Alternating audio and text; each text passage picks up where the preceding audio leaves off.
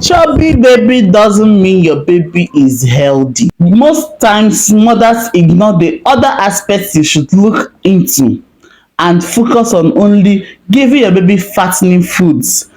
In this video, I'm going to talk a lot about being chubby and the other parts you should also look into apart from ịgba your baby nri ka ọ na-ebu ibu, apart from stuffing fattening foods to your baby just for your baby to be chubby and so you get the compliments from the society. So if you're seeing this face for the first time, I'm Nelly's Corner, a mom vlogger content creator that stays here in Uyu, but I'm from Imo State, all in Nigeria, and I sell one of the best Tom Brown your baby will ever test, yummiest Tom Brown soya beans powder, dates and pap, ogbonge pap, not just ordinary pap. So if you want to order, my number will always be in the description box. Please do not focus on overfeeding your child so that you can meet up with what society tags chubby baby.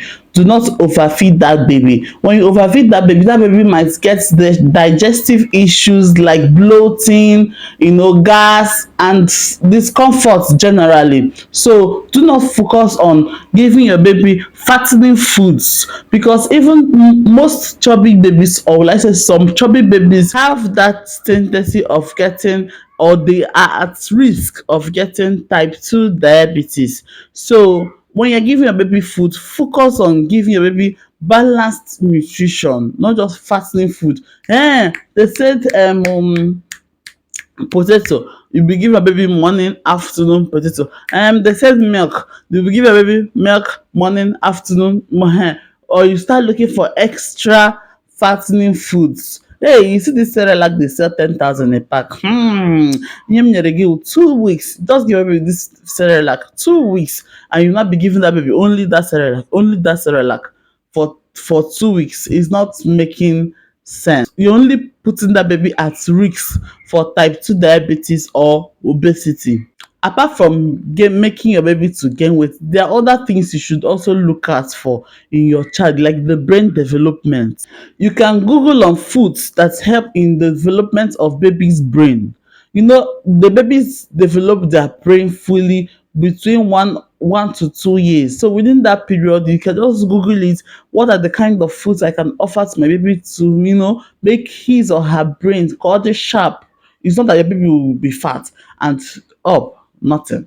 Makes sense. So also look at what the development of that child, the brain development of that child, and also calcium. You really need calcium. Maka eze.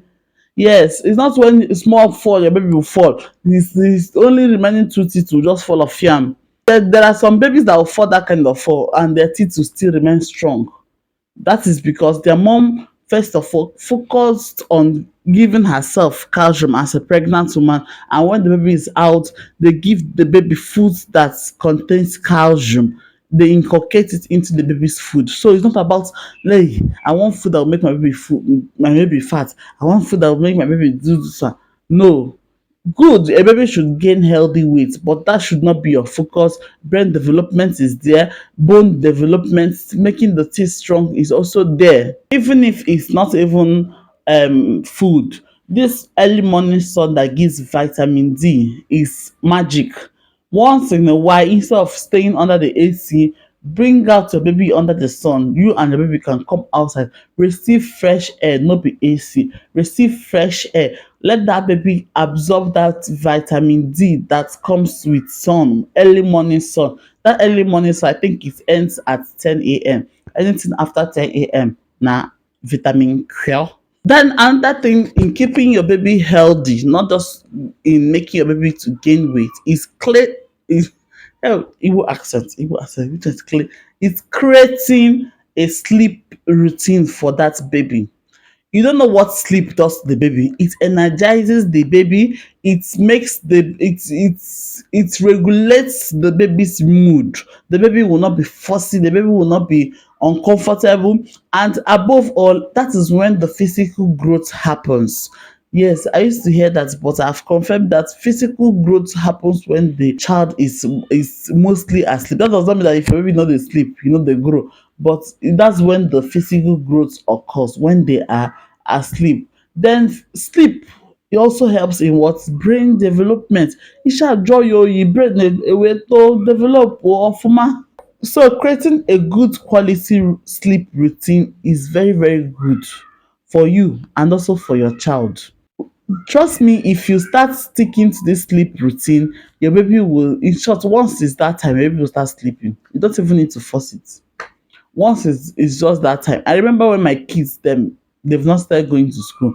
Once it's 11, 12, even when we are in a holiday, once it's 11 or 12 p.m., yes, 12 p.m., you see they'll start feeling sleepy. You will see them, they'll start being fussy and all the rest. And when they sleep and wake up, they are very energized. As in, you can see, you can feel it. They are, you yourself, you feel the refreshment in their body. They feel refreshed. So not just focusing on food to give your baby fat, food to give your baby fat. Create a sleep routine for that child. Hydrate with water. Give the baby water. Hydrate with water, not with sugary things. Because of what? The teeth. Because of their teeth. Most, I remember that time we were in primary school.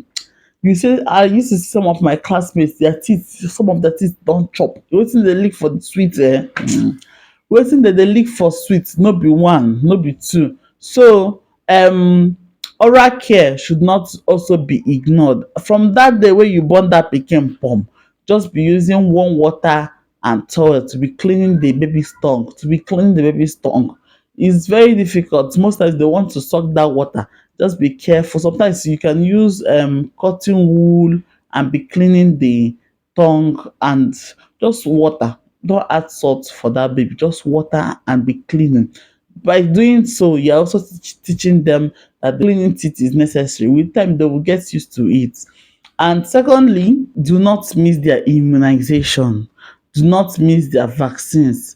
Other people, I know some people have their own opinion about immunization or vaccine, but you're in Nigeria, so do not mix. If you're in Nigeria, do not mix your vaccines. And I know that some people abroad too, they also have their own immunization routine for their children. So do not miss it. Another thing that most mothers do not really consider is communicating with your child.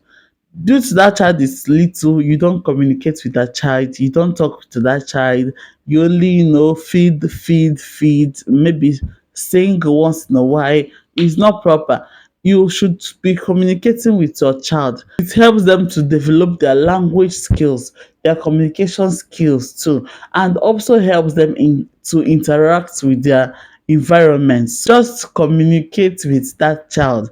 Before you know it, maybe before 2 years or 3 years, that child has already started speaking. Most first time mothers will make these mistakes, and that is one reason why our firstborns find it difficult to communicate. They find it difficult to pronounce some words till the second one comes. You now see them picking up almost immediately.